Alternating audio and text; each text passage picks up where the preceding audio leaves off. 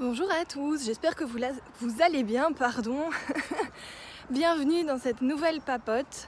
Alors d'habitude, vous aurez remarqué qu'avec notre si beau temps jusqu'à présent, quand je rentrais de chez moi et que je faisais la papote, j'avais le soleil en plein dans la figure.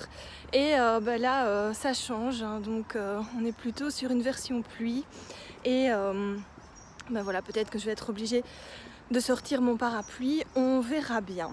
Aujourd'hui, pour cette papote, je voudrais vous parler des comportements alimentaires et des chirurgies bariatriques.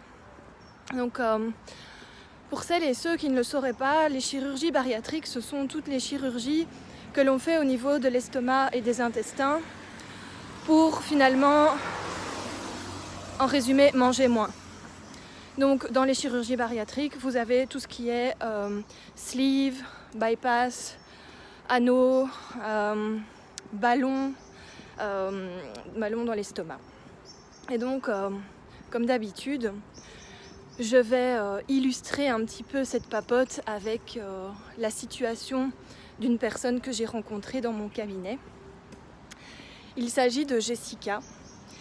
Et donc, Jessica vient avec une problématique de poids, une volonté de perte de poids. Et elle sait très bien qu'il y a là derrière tout un tas, en tout cas quelques traumatismes, quelques expériences de vie très négatives qui viennent influencer ses comportements alimentaires. Et voilà, donc elle sait très bien qu'on ne va peut-être pas pouvoir travailler le poids directement, qu'il va falloir passer d'abord par l'apaisement des traumatismes, des expériences de vie négatives, avant de pouvoir passer à autre chose. Et bref, en discutant avec Jessica, elle m'explique qu'en fait, elle a fait une sleeve il y a quelques années. Et après cette sleeve, elle a perdu des dizaines de kilos, je pense 40 kilos, quelque chose comme ça. Alors je vais peut-être faire d'abord une parenthèse. Donc ici, mon propos par rapport aux chirurgies bariatriques n'est pas du tout de dire si c'est bien ou si c'est pas bien, ou de donner mon avis par rapport à ça, de ce que j'ai déjà pu en voir dans mes consultations ou dans les gens que je connais autour de moi. Les chirurgies bariatriques, pour certaines personnes, ça a changé leur vie. Vraiment, de manière très concrète. Ça a changé leur vie de manière hyper positive. Pour d'autres personnes, malheureusement, il y a eu peut-être des complications, un besoin de réopérer, de faire une autre opération. Il y a eu d'autres complications médicales peut-être. Et du coup, voilà, pour d'autres personnes, c'est pas vraiment un changement de vie hyper positif. Donc ça, c'était un petit peu la parenthèse que je voulais faire pour dire que en fait chacun son choix. Ça peut très bien fonctionner pour certaines personnes et ça peut malheureusement mal tourner pour d'autres. Et je pense qu'on ne peut pas savoir sur qui ça va tomber à l'avance. Et donc voilà, c'est juste un choix. Du coup, Jessica, il y a quelques années, elle décide de faire une sleeve. Ça fonctionne relativement bien puisqu'elle perd 40 kilos. Sauf qu'après, en fait, vu qu'elle a des comportements alimentaires de type hyperphagie, donc des compulsions alimentaires, l'hyperphagie, donc c'est le fait de manger, et derrière il n'y a pas de comportement de vomissement, etc. Donc, vu qu'elle a des comportements comme ça de compulsion alimentaire, en fait, à un moment, la sleeve n'a plus les effets escomptés. Parce que Jessica a recommencé à faire ses compulsions alimentaires et donc à manger de nouveau, à manger beaucoup. Et du coup, Jessica, elle a repris quasiment tout le poids qu'elle avait perdu alors qu'elle s'était fait opérer de la sleeve. Du coup, évidemment, elle est assez déçue par rapport à ça. Et pourquoi je vous présente la situation de Jessica ?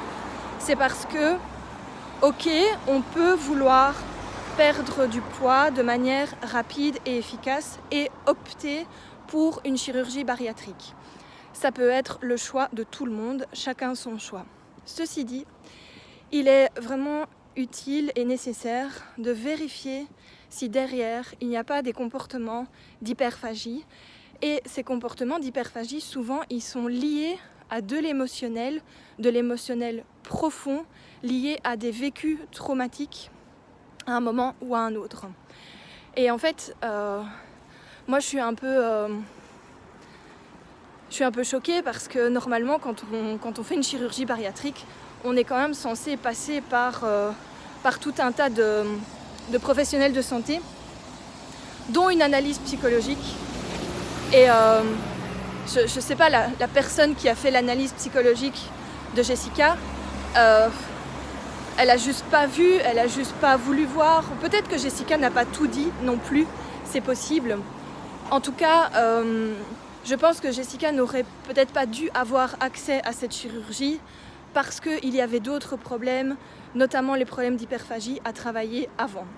Ceci dit, je sais aussi que quand on veut perdre du poids et quand on a une idée en tête, on ferait tout pour y accéder.